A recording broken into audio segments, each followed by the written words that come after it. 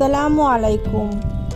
চলে এসেছি নাহিদ সুইসের কিচেনে। সবসময় তো বিভিন্ন রকম রান্না দিয়ে থাকি, আজকে হবে ব্যাচেলর রান্না। একটা সুন্দর, আধুনিক এবং ঝটপট ডিমের একটা রেসিপি। হাতের কাছে থাকা অল্প উপকরণে ব্যস্ততম সময়ে চটজলদি একটা পুষ্টিকর খাবার, যা আমাদের কাছে খুব সহজেই আমরা তৈরি করতে পারি এবং খুব সুস্বাদু। আর এমনিতেও একবার খেলে আমাদের মনে হবে যে বারবার খাই। যাই হোক, আমি একটি প্যানে পর্যাপ্ত পরিমাণে তেল নিয়েছি। এখানে তেলটা যার যার রুচি মতন। আমি অবশ্যই হেলদি খাওয়ার জন্য তেলটা কম ব্যবহার করি। এই তেলে আমি 2টো এলাচ কাঁচি দিয়ে টুকরা করে বা থেতো করে দিতে পারেন, সেখানে 3টা লবঙ্গ, 2টো তেজপাতা গরম দিয়ে এখানে পুরো 1 কাপ পেঁয়াজ কুচি। পেঁয়াজ কুচিটা আপনারা কম বেশি করতে পারেন, পেঁয়াজ কুচি কম দিলেও সমস্যা নেই। এরপরে আমি কি রান্না করছি সেটা সম্পূর্ণ ভিডিওটা না দেখলে ভিডিওটার মজাই নষ্ট হয়ে যাবে। খুব সিম্পল রান্না, যদিও আমি একটু রাঙিয়ে চাঙিয়ে রান্না করেছি, কিন্তু এটা অনেক সিম্পল। শুধুমাত্র পেঁয়াজ মরিচ দিয়েও আপনি করে ফেলতে পারেন, তবে আমি ভিডিওটা করার উদ্দেশ্যে করেছি, তাই একটু ভিন্নতা নিয়ে এসেছি।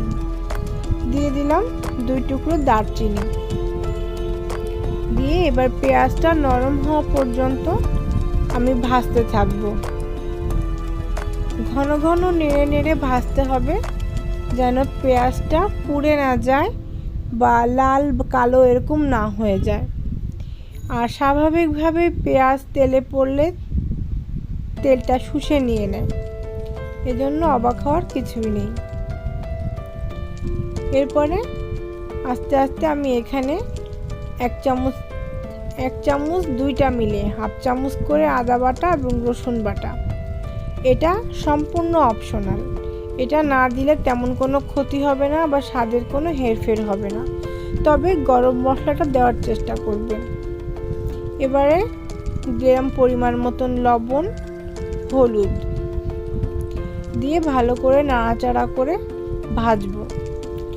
এবার আমি দিয়ে দেব, আমার টমেটোগুলো ছিল অনেক টক দেশি টমেটো, তাই এখানে আমি 3টা টমেটো ব্যবহার করেছি।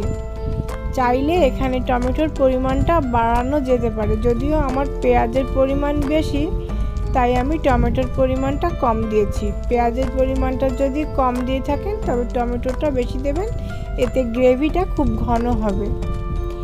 এবার ঝালের গুঁড়া দিলাম 1 চামচ। খুব সিম্পল, হাতের কাছে। দেখুন, আপনার ঘরে রান্নাঘরে যা থাকবে তাই দিয়েই আপনার এই রান্নাটা হয়ে যাবে। ঝালের গুঁড়া কম দিয়েছিলাম এই জন্যই যে এখানে আমি কাঁচা মরিচ ব্যবহার করব। আপনার হাতের কাছে যাই থাকবে আপনি সেটাই দিবেন, কাঁচা ঝাল বা শুকনো ঝাল। যদি শুকনো ঝালের গুঁড়া না থাকে না দিবেন, আর যদি কাঁচা ঝাল না থাকে তবে শুধু শুকনো ঝালের গুঁড়া দিয়ে করবেন। এবার এখানে আমি 1/2 কাপ পানি দেব। পানি দিয়ে কিছুক্ষণ এটাকে জাল করব টমেটোটা নরম হওয়ার জন্য। টকবক করে যখন ফুটে উঠবে, ফুটে ওঠার পরে তখন আমরা এই আঁচটা লো করে দেব। চুলার আঁচটা লো করে দিয়ে আমি এখানে 2টা ডিম কাঁচা অবস্থায় এর মধ্যে দিয়ে দেব। আমরা হয়তো অনেকেই এই রান্নাটা করেছি, তবে ডিমটা আগে থেকে পোচ করে নিয়েছি তেলে। তো আমি এটাকে ওয়াটার পোচের মতোই এর মধ্যে দিয়ে ঢাকনাটা ঢেকে দেব এবং এই চুলার আঁচটা এতটা লো করে দেব যাতে টকবক করে পানিটা না ফুটে। টকবক করে ফুটলে ডিমের সাদা অংশটা ছড়িয়ে ছিটিয়ে গলে যাবে, সঙ্গে থাকবে না। মাঝে মাঝে একটু উঠিয়ে দেখবেন যে কুসুমটা শক্ত হয়েছে কিনা। কুসুমটা যদি শক্ত হয়ে থাকে ভালো, শক্ত না হয়ে থাকে সেও ভালো। ডিমটা তো সিদ্ধ হবে, আর ডিমটা উল্টানোর প্রয়োজন নাই, তবুও আমি এখানে একটু উল্টে দেব, যেহেতু আমার মাত্র 2টা ডিম দুজনের জন্য। তো যদি ডিমের পরিমাণ বেশি হয় তবে নাড়াচাড়া করতে গেলে ভেঙে যাবে। এই দেখেন আমার এখানে ডিমের কুসুমটা যে লাল এবং নরম দেখাই যাচ্ছে। সো আমি আবার ঢেকে দিলাম। এটা হচ্ছে একদম আস্তে জাল দিয়ে রান্না করব, কুসুমটা শক্ত হয়ে আসা পর্যন্ত। আমি এই রান্নাটার নাম দিতে পারি ডিমের ওয়াটার পোচের দো পেঁয়াজি। কেমন হলো নামটা? রান্নাটা কেমন হলো জানাবেন, আর ভিডিওটি সম্পূর্ণ দেখবেন, সাবস্ক্রাইব করবেন, বেল আইকনে ক্লিক করে পাশে থাকবেন। আপনাদের লাইক, কমেন্ট, সাবস্ক্রাইব আমাকে নতুন নতুন কন্টেন্ট তৈরি করতে সাহায্য করে। সবাই তো সব কিছু বানায়, আমি না হয় একটু ভিন্ন কিছুই করলাম, কিন্তু আপনাদের উৎসাহের অনেক প্রয়োজন। এরপরে আমি ঢাকনাটা উঠিয়ে দিলাম, দিয়ে এখানে আমি হাফ চামচ ভাজা জিরার গুঁড়াটা দিয়ে দিলাম। জিরার গুঁড়াটা আমি সবসময় রান্নার শেষে না দিয়ে শেষ হবার 5 থেকে 10 মিনিট আগে ব্যবহার করে থাকি। কিছুক্ষণের জন্য ঢেকে রেখে এবার আমি চুলাটা অফ করে দেব। পাশের চুলায় আমি একটু ভর্তা দিয়েছিলাম, তাই আমি চুলার পিঠে একটু শুকনো ঝাল পোড়া দিচ্ছি, যাতে আমি ভর্তাটা করতে পারি। আমার ইচ্ছা ছিল আপনাদেরকে ভর্তাটা করে দেখানোর, 2 রকমের ভর্তা, তো যে কোনো কারণে হোক ওটা মিস হয়ে গেছে। আমার রান্নাটা শেষ। আমি এবার রান্নার ঢাকনাটা উঁচু করে দেখব যে এর কি অবস্থা। যখন কুসুমটা সেদ্ধ হয়ে যাবে তখন আমি হালকা করে একটু উল্টে দেব।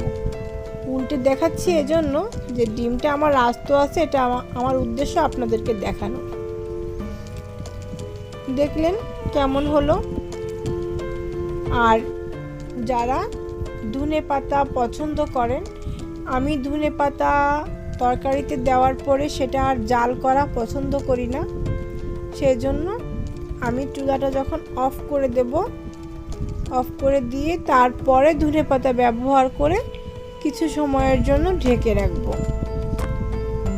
কারণ ধনেপাতা জাল করা বা ধনেপাতা রান্না করলে আমার কাছে একটা বিদঘুটে গন্ধ আসে, যেটা আমি গ্রহণ করতে পারি না।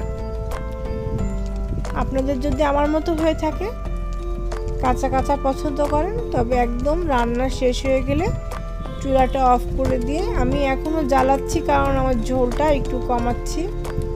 ঝোলটা কমানো হয়ে গেলে আর এর মাঝে আপনারা টেস্টটা চেঞ্জ করে দেখে দেখবেন যে লবণ ঠিক আছে কিনা। যদি কারোর প্রয়োজন হয়, প্রয়োজন মনে করেন, চিনি দেবেন, আমি দেইনি। 1 চামচ চিনি টেস্টের জন্য দিতেই পারেন। এবার আমি ধনেপাতাগুলো ছড়িয়ে দেব, দিয়ে আমি কিন্তু চুলা বন্ধ করে দিয়েছি, দিয়ে আমি এখানে এটাকে দমে রাখবো। সবাইকে ধন্যবাদ।